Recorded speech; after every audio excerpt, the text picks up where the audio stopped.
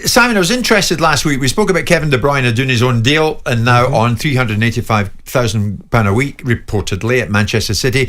He and Raheem Sterling setting up their own management agencies in recent months. I mean, it seems like these management agencies are becoming more and more frequent and are becoming big disruptors to the market in the longer term. Which begs the question, is there now a lifespan to the traditional agent as we know and love them? Top agent Sky Andrew joins us this lunchtime. Sky, good afternoon. Good afternoon to Mr. White and everyone's favourite chairman, Simon Jordan. I can see where this is going to go. How have you been, Sky? I'm all right. Simon's got a better tan than me. What's going on? The person I know it's blood who's pressure. Got a tan when it's cold. It's blood pressure, Sky, because I knew you were coming on to espouse us of your views. So listen, That's right. tell me. You, Jordan, I tell you. Is what I'm hearing really what I'm hearing? Are you saying that the life of the football agent is now really much on a timer and that things are changing dramatically as we know it? No, I've said for a while, and this is why, I set up my company in recent years as a management company, because players need management, and there are too many agents that are not serving the player or serving their client, but serving themselves. So players are starting to wake up and think, what am I getting here? And if I'm not getting what I need, then I might as well do it myself. But I just think that that's a process that's not going to last very long. Players are taking a step back and thinking about what they need. And in my opinion, what players need is at least one person around them that is outside of their bubble that can give them advice on timing, when to do things, how to structure things, and to be completely with them. Because unfortunately, there are double agents in the game where players are not sure whether or not they're being given advice that's just for them. And that needs to change. Players are companies, they're industries. Some of the top players earn more than small companies. So in that business, whilst you're relevant, you've got to have people around you that are fierce, that are utilising your relevancy on and off the pitch. I mean, it's interesting, Sky. I also notice you think a lack of trust has emerged in the conventional agent-player relationship. Is that right? Oh, absolutely. Trust in any relationship is important. And what's happening is that players are getting tax bills, for instance, and they don't know what the tax bills are for. And so that's a lack of trust, because right from the get-go, the representative has to explain to a player what the repercussions are of signing a contract, what they're going to get on their P11D. If you spoke to 20 top players, do you know a lot of them don't know how much their agent gets? So there's this lack of trust between agents and players where agents are thinking, I don't want the player to know how much I'm getting. They might not want me to do the deal if they know how much is going on my P11D. And so there's this lack of trust where there isn't transparency. And what there needs to be is transparency. This is why, in my opinion, players need someone outside the bubble to manage their affairs and to even choose the right agents to do relevant deals. But the players need to know what's going on. They need full transparency. They need to know the repercussions of deals. They need to know what's going on, who's getting what. And for me, the lack of trust is players not knowing what's going on. See, Sky, this is all music to the ears of this man who owned a football club and has dealt with people like your good self in the past. Yeah, but is this Jim, the day you've been waiting for? Jim, it's also nonsense as well, Sky, because with the greatest respect in the world, the reasons why players are getting a tax bill on their P11D is because they don't pay for their agent's services. The clubs are paying for the player's agent rather than the player paying it for himself, and he's getting a benefit in kind.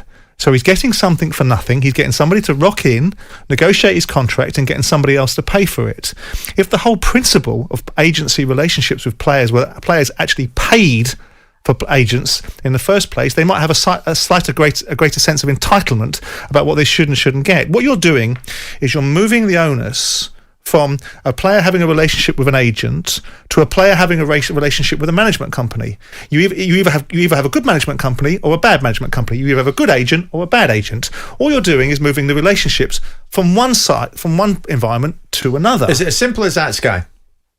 No, do you know what, Simon? Yeah, you speak very eloquently about a lot of stuff, but when it comes to agents, I think what you're doing is that you're headlining. And what? So you're looking at what you're seeing, and unfortunately, what people see are the headlines about agents. What agents are getting, Mini Raiola, all this headlining stuff. Yep. But the industry has got thousands of agents, and 80% of agents don't make a living. And going back to the point about... And long may that continue.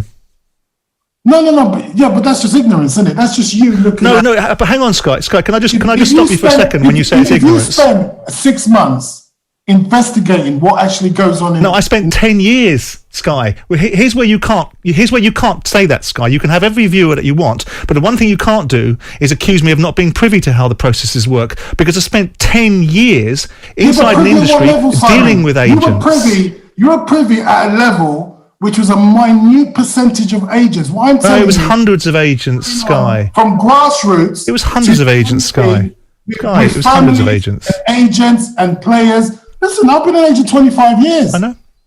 I've seen what's been going on. And what's going on at the moment is that there was a lack of trust between agents and players. But players now need to take responsibility of what is going on around them. But what's the difference between a management company... And if players are playing football and things are going well, they tend to not take too much notice of what's going on afterwards. And you know, when players finish their careers, some players are falling off the cliff. And what needs to happen now is that players need to take responsibility and hire at least one individual outside of their bubble. And pay them, yes? And pay them. Manage the situation and pay them. But they don't want to do that, Sky. They don't want to do that. They want everything for nothing and 10% off. So I understand your point of view. Because of the tax situation, Simon. What's that? In entertainment, a singer, an actor, they can claim their agent's fees back against tax. Footballers can't claim their fees back against tax. Because of their employment contracts, right? Double taxation. Because of their employment contracts. The player gets paid. But currently they're not paying for their agent services. But they're not... Double taxation. Okay, but currently they're not paying for their agent services. What they're doing is getting the taxation on a benefit. So the benefit of having an agent, you get it for nothing, but then you're paying a tax bill on something that you didn't pay for in the first place, but that perhaps you should have paid for. So yeah, but what's your overall take on what Sky is saying? By and large, top players are moving away from having an agent of their own, like De Bruyne and Sterling are doing, and moving into football management companies. In other words, Sky's kind of talking down his own industry. But that's not what they're doing. What they're doing is they're leveraging their relationship to build a stable of players that they will represent as well. Anthony Joshua has got a management company that manages other fighters like Lawrence Okoli. Raheem Sterling and other players are using their influence to build a management company. They'll put intermediaries in there to run it, and they will then be agents for players. That's not what the management company situation is. What Sky is talking about is getting proper people around to advise footballers, not give them Rolexes to come and join their agency. You know what I'm talking about, Sky, right? And not give them incentives and buy them out of their contracts, but give them proper guided advice. Once upon a time, the only people that a footballer would trust was their agent. I'd sit there with a footballer paying his wages and say, I don't trust you, chairman, I only trust him. And I'm watching him sell him down the river, being prepared to take a deal from me to get less wages for this player, being prepared to punt him into every single car banking contract he can because he's getting a kickback out of it. And and knowing that these agency world isn't right, and knowing that some of these agents aren't to be trusted, and the balance has now gone from what Sky's saying is football club owners are no longer the enemy. It's becoming players' relationships with agents, and it's all because players have to pay for something. And the moment they get it through their heads that good advice and good representation and good support costs something, and they should have to pay for it, then you'll have a proper relationship with players and management companies. Is that fair, Sky? Is there an element of truth in that, Sky? Do the players know they should pay more? No, what Simon just said there is actually a good point, because I hate to admit that. I hate to admit that he makes anything. But he made a good point there. You see, what's happening is that agents are trying to make players think that they don't have to pay. So then you've got one player saying to another player, yeah, well, you pay your agent, I don't pay my agent. So then it becomes almost like a dirty word to pay an agent. But what needs to happen is players need to understand the value of having good representation and that they have to pay for it. Once we get past that murky side And players are like, yeah, I understand that. How do you achieve that, Sky? Because that's the $64 million question, is it? We had a debate before you came on about football clubs being responsible for paying for players' security. And if you can't get players to be able to secure their own houses and value their own family, how are you going to get them to move into a territory where they've got to pay you to use their money to make money with? Absolutely. And you know, one of the biggest issues in football, and you alluded to it earlier, you said Rolexes. One of the biggest issues in football is inducement. So you've got young players and families that are induced by agents giving them stuff. And then there comes a period where the player gets to a level where you can't induce the player anymore. But in the first instance, it has to be about quality of service. You have to have people to serve you. Players have got to understand that if you have a good person looking after you, you will make more money, you will make the right decisions, you will have a community company, you will have great charity, great brand, everything. People underestimate the importance of the media.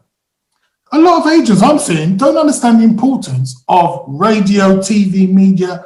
You've got to have a communication with them. You know, the media aren't the devil. The media is your way of communicating. Oh, Sky, if you were here, I would embrace you, my friend. I'm with you. Sky, listen, peace is breaking out between you and Jordan. I think we should leave it at that while it is. Sky, great having you on board this lunchtime. Sky Andrew, maybe the role of the conventional agent maybe isn't what it used to be, and the days of the conventional agent could well be numbered. Sky, thanks for joining us.